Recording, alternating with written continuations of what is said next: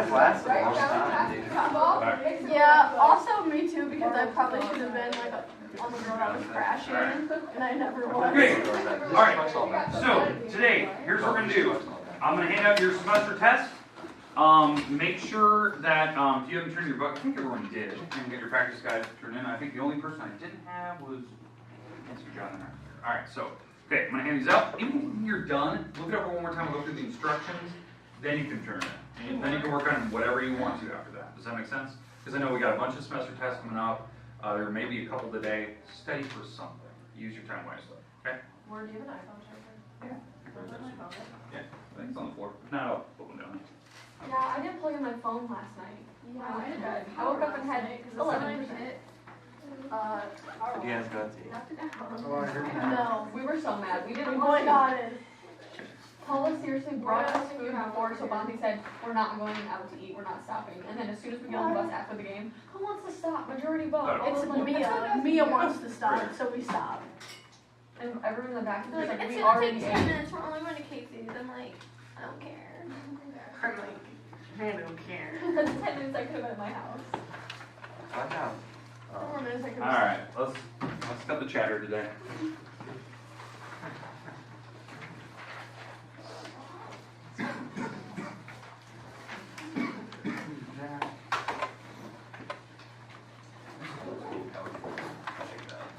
Yeah, for old school. Yeah.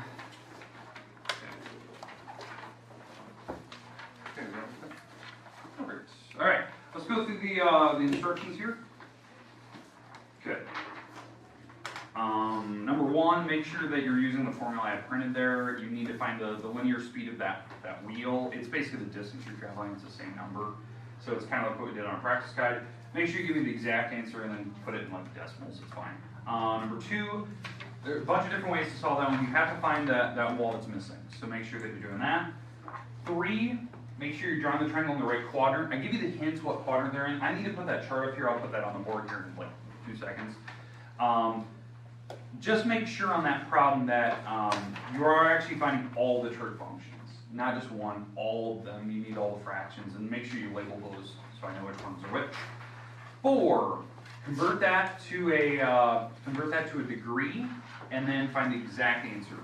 Okay, you should be able to use your circle chart to actually help you out. The unit circle, you should be able to use that to help you. Okay, hopefully you know what to do there.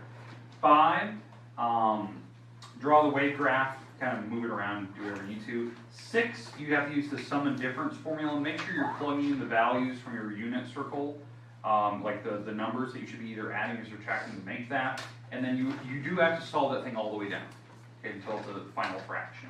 So that's one that you actually have to solve out.